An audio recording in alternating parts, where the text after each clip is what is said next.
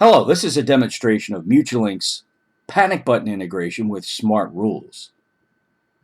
The important asset of receiving an incoming panic alert system utilizing panic button solutions such as Raptor allows 911 communication centers and first responders to instantly see important information coming from the scene of the emergency.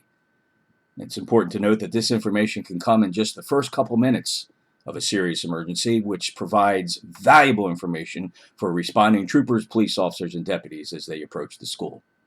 We'll simulate the environment utilizing the Mutualink interoperability workstation, which is running on the desktop at the 911 center, and utilizing two smart devices. The smart device on the right-hand side of the screen would be that device which is utilized by the responding officers, troopers, or sheriff's deputies, either on a smart device or an appropriate mobile display terminal mounted in the responding officer's vehicle. To the left of that would be the Raptor application running on a smartphone utilized by the school staff or faculty who pushes the appropriate button. By the way, these buttons are customizable to notify the 911 center of the nature of the emergency that they'll be responding to. We'll simulate the emergency by pressing a lockdown button and follow the sequence of events. We press the lockdown button and we're asked to confirm that an emergency in fact is occurring. We slide the bar, and then within just a few seconds, the 911 center receives the incoming alert.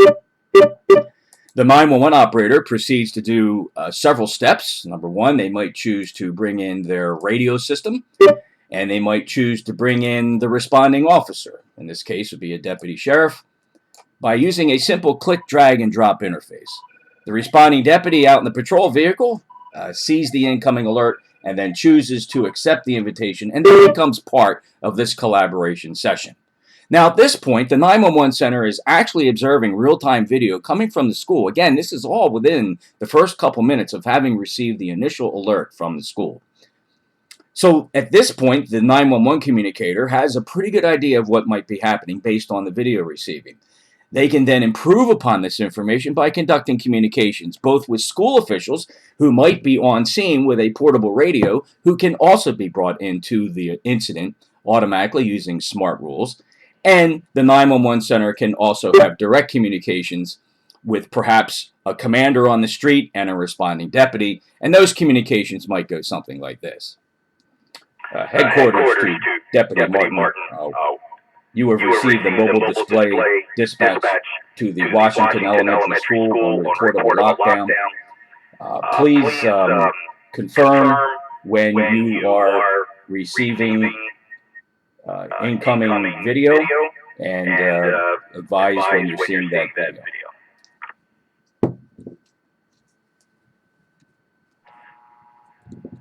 Deputy Martin, I'm confirming video and en route to Washington Elementary. Roger, Deputy Martin, proceed with caution. This is a drill. This is an exercise.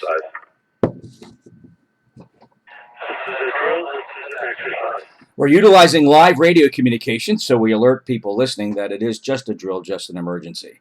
Now, what you have just seen, of course, is a simulated environment. But in a real emergency, the staff and faculty member pushes the appropriate button on their smart device, notifies the 911 center automatically while they're taking cover and gathering information. The 911 center can instantly see the incoming video from the school. The 911 center can have radio communications with any other appropriate agency, faculty, or staff member who may be at the school, or even the responding deputies. The deputy can watch the video on their device so that they have an eyes-on ability to see what's happening before they actually arrive. In addition, floor plans may be exchanged. Text messaging can go back and forth between any members of this incident, providing complete situational awareness in the event of a school emergency. Thank you.